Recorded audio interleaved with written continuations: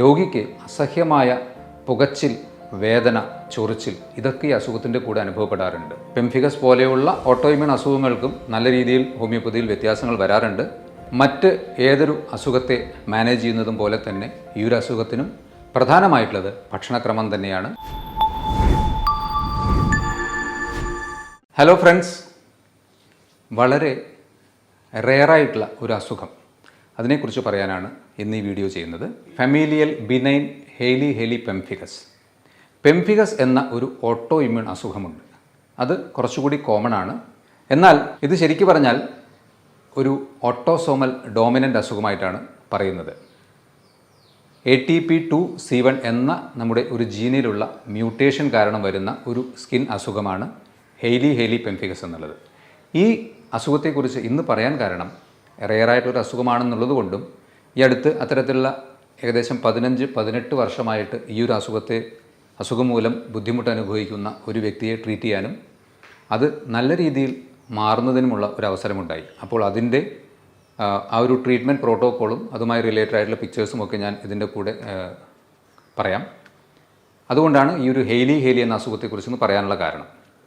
ഇത് സാധാരണ പെംഫിഗസ് പോലെ തന്നെ നമ്മുടെ സ്കിന്നിൻ്റെ കോശങ്ങളായ കെരാറ്റിനോസൈറ്റ്സിനെ തമ്മിൽ യോജിപ്പിച്ച് നിർത്തുന്ന ഒരു പ്രോട്ടീൻ്റെ വ്യതിയാനങ്ങൾ അല്ലെങ്കിൽ ഡെഫിഷ്യൻസി മൂലം ആ ഒരു ഗ്ലൂയിങ് എഫക്റ്റ് അല്ലെങ്കിൽ ചേർത്ത് നിർത്തുന്ന എഫക്റ്റ് കുറയുന്നത് മൂലം അക്കാന്തോലൈസിസ് എന്ന ഒരു പ്രതിഭാസം സംഭവിക്കുന്നു. അതായത് ഈ സ്കിൻ കോശങ്ങളുടെ ഇടയിൽ സ്പ്ലിറ്റുകൾ ഉണ്ടായി അവിടെ കുമിളകൾ പോലെ രൂപപ്പെട്ട് അത് പഴുത്ത് ദീർഘകാലം അല്ലെങ്കിൽ കാലാകാലം അത് നമ്മുടെ ബുദ്ധിമുട്ടിക്കുന്ന ഒരവസ്ഥയിൽ നിലനിൽക്കുന്നു.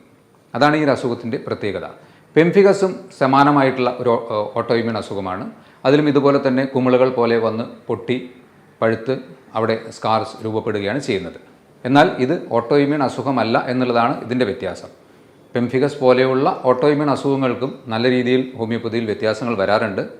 ഇതൊരു റെയർ അസുഖമായതുകൊണ്ടാണ് ഇതിനെക്കുറിച്ച് പ്രത്യേകിച്ച് പറയുന്നത്. ഈ ഒരു അസുഖത്തിൻ്റെ ലക്ഷണങ്ങൾ നോക്കുകയാണെങ്കിൽ കൂടുതലായും നമ്മുടെ സ്കിൻ ഫോൾഡ്സ്, അതായത് മടക്കുകളുണ്ടല്ലോ, അതായത് കഴുത്ത്, കക്ഷം, മാരടങ്ങളുടെ താഴെ, ഗ്രോയിൻസ്, ഇവിടെയൊക്കെയാണ് പ്രാഥമികമായിട്ട് ഇത് കാണുന്നതെങ്കിലും കാലക്രമേണ ഇത് മറ്റ് സ്ഥലങ്ങളിലേക്ക് വ്യാപിക്കുകയും കുറച്ച് കഴിയുമ്പോൾ സ്കിൻ കട്ടിയാവുകയും സ്കിന്നിൻ്റെ കോശങ്ങൾ അല്ലെങ്കിൽ മേൽപ്പാളികൾ സ്ഥിരമായി ഇളകിപ്പോരുകയും ചെയ്യുന്നു. ഇതുകൂടാതെ രോഗിക്ക് അസഹ്യമായ പുകച്ചിൽ, വേദന, ചൊറിച്ചിൽ ഇതൊക്കെ ഈ അസുഖത്തിൻ്റെ കൂടെ അനുഭവപ്പെടാറുണ്ട്. പലപ്പോഴും അടിസ്ഥാനപരമായ നമ്മുടെ ചർമ്മത്തിൻ്റെ ഇൻറ്റഗ്രിറ്റി അല്ലെങ്കിൽ ഇമ്മ്യൂൺ ഫങ്ഷൻ നഷ്ടപ്പെടുന്നത് മൂലം സെക്കൻഡറി ഇൻഫെക്ഷൻ വരികയും വീണ്ടും അമിതമായി പൊട്ടി പഴുത്ത് ഒലിക്കുന്ന അവസ്ഥയും ഉണ്ടാകാറുണ്ട്. നമുക്കറിയാം, ഏതൊരു അസുഖവും ദീർഘകാലം നിൽക്കുമ്പോൾ നമ്മുടെ ശരീരത്തിൽ ഇമ്മ്യൂണിറ്റി കുറയുന്നു.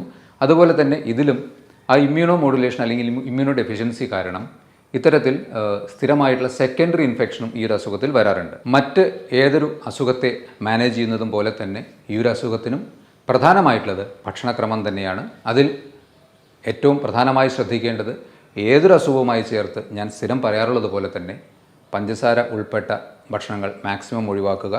എണ്ണയിൽ വറുത്തതും പൊരിച്ചതുമായിട്ടുള്ള പുറമേ നിന്ന് പ്രത്യേകിച്ച് വാങ്ങുന്ന ഭക്ഷണങ്ങൾ മാക്സിമം ഒഴിവാക്കുക. ഇത് എല്ലാത്തിലും പറഞ്ഞുകൊണ്ടിരിക്കാനുള്ള കാരണം ഈ കാര്യങ്ങൾ നമ്മുടെ ശരീരത്തിൽ എപ്പോഴും ഫ്രീ റാഡിക്കൽസ് അല്ലെങ്കിൽ നമ്മുടെ ശരീരത്തെ നശിപ്പിക്കുന്ന ചില കണികകൾ ഉണ്ടാക്കുന്നു. അതുകൊണ്ട് തന്നെ അത്തരത്തിലുള്ള ഭക്ഷണം കഴിക്കുമ്പോൾ നിങ്ങളുടെ ശരീരത്തിലെ ഇമ്മ്യൂണിറ്റി നാച്ചുറലി ലോവേഡ് ആവും. ഓക്സിഡേഷനാണ് സംഭവിക്കുന്നത്. നമുക്ക് ശരിക്കും പറഞ്ഞാൽ ശരീരത്തിന് കൂടുതലായി വേണ്ടത് ആൻറ്റി ഓക്സിഡൻസ് ആണ്. എന്നാൽ ഈ ഭക്ഷണങ്ങളൊക്കെ നമ്മുടെ ശരീരത്തിന് കൂടുതൽ ഓക്സിഡേഷൻ ഉണ്ടാക്കുകയാണ് ചെയ്യുന്നത്. അതുകൊണ്ട് അത്തരത്തിലുള്ള ഭക്ഷണങ്ങൾ മാക്സിമം ഒഴിവാക്കിയാൽ മാത്രമേ ഇത്തരത്തിൽ പ്രത്യേകിച്ച് ട്രീറ്റ് ചെയ്യാൻ ബുദ്ധിമുട്ടുള്ള ഓട്ടോഇമ്യൂൺ അസുഖങ്ങളോ ഫെമിലിയൽ അസുഖങ്ങളൊക്കെ മാറാനുള്ള സാധ്യത ഉണ്ടാകുകയുള്ളൂ. അതുപോലെ തന്നെ കുറച്ച് ന്യൂട്രീഷ്യസ് ആയിട്ടുള്ള ബാലൻസ്ഡ് ആയിട്ടുള്ള ഡയറ്റ് കഴിക്കുക. ചില ടൈപ്പ് ഓഫ് ഷെൽഫിഷ് പോലെയുള്ളവ മാക്സിമം ഒഴിവാക്കാൻ ശ്രമിക്കുക. ധാരാളമായി വെള്ളം കുടിക്കുക, ഇലക്കറികൾ കൂടുതൽ കഴിക്കുക. ഇതൊക്കെ ഏതൊരു അസുഖവും പോലെ തന്നെ ഈ അസുഖത്തിനും പ്രധാനമാണ്. ഇനി അടുത്ത ഈ ഒരു ഹെയ്ലി പെംഫിഗസ് അസുഖം ട്രീറ്റ് ചെയ്ത അതിൻ്റെ ഡീറ്റെയിൽസും കൂടി പറയാം. ഏകദേശം 18 വർഷത്തോളമായിട്ട് ഈ ഒരു അസുഖം ഉള്ള ഒരു വ്യക്തിയാണ്. അവർക്ക് ശരിക്കും പറഞ്ഞാൽ ആ ഒരു ക്ഷമ കാണിച്ചതുകൊണ്ടാണ് ശരിക്കും ഈ ഒരു അസുഖം നല്ലതുപോലെ കുറയാനും മാറാനും ഇടയായത്. കാരണം ഇത്തരത്തിലുള്ള അസുഖങ്ങളിൽ നമുക്ക് പെട്ടെന്നൊരു വ്യത്യാസം വരണം എന്ന് രോഗിക്ക് പ്രതീക്ഷ, അതുപോലെ തന്നെ ഡോക്ടർക്കും പ്രതീക്ഷയുണ്ടെങ്കിലും പലപ്പോഴും അത് സംഭവിച്ചുകൊള്ളണമെന്നില്ല. കാരണം നമുക്കറിയാം ഇമ്മ്യൂണിറ്റിയിൽ വന്നിട്ടുള്ള ഒരുപാട് വേരിയേഷൻസ് അല്ലെങ്കിൽ ആ ജീനിലുള്ള പ്രശ്നങ്ങൾ ഇതിനെയൊക്കെ ഓവർകം ചെയ്തിട്ട് വേണം ഈ ഒരു അസുഖത്തെ ട്രീറ്റ് ചെയ്യാൻ വേണ്ടിയിട്ട്. അപ്പോൾ അതിൻ്റേതായിട്ടുള്ള ഹോമിയോപ്പതിക് പേഴ്സ്പെക്റ്റീവിൽ ശരിക്കും കുറച്ച് ടൈം കിട്ടിയാൽ മാത്രമേ ഇത്തരത്തിലുള്ള അസുഖങ്ങൾ ട്രീറ്റ് ചെയ്യാൻ പറ്റുള്ളൂ. ആ ഒരു ക്ഷമ കൊണ്ട് തന്നെ ഏകദേശം 1.5-2 വർഷത്തോളമായി ഇപ്പോഴും മെഡിസിൻ വളരെ കുറച്ച് യൂസ് ചെയ്തുകൊണ്ടിരിക്കുന്നുണ്ട്. 2 ദിവസം കൂടുമ്പോഴൊക്കെ കുറച്ച് മെഡിസിൻ കഴിക്കുന്ന ഒരവസ്ഥയിലാണ്. എന്നാലും ആ ഒരു അസുഖത്തിൻ്റെ ഒരു 99% ഓക്കെയാണ്. ഒരു ഫുള്ളി ഇൻടാക്റ്റ് ആയെന്ന് എനിക്ക് തോന്നുന്നത് വരെ ആ ഒരു മെഡിസിൻ കണ്ടിന്യൂ ചെയ്യാൻ വേണ്ടി പറയുകയാണ്. അപ്പോൾ അതിൻ്റെ അവർ വന്ന സമയത്തുള്ള ഫോട്ടോസ് ഇതാണ്. ഇനി ഏകദേശം ഒരു 7-8 മാസത്തിന് ശേഷം അത് ഗ്രാജുവലി ഇമ്പ്രൂവ് ചെയ്ത് ഈ ഒരു അവസ്ഥയിലേക്ക് എത്തുകയും ഇപ്പോൾ നല്ലതുപോലെ മാറിയൊരവസ്ഥയിലും എത്തിയിട്ടുണ്ട്. ഇതിലും നേരത്തെ പറഞ്ഞതുപോലെ നമ്മുടെ മൈൻഡ് പ്ലസ് ഭക്ഷണം വളരെ വളരെ പ്രധാനമാണ്.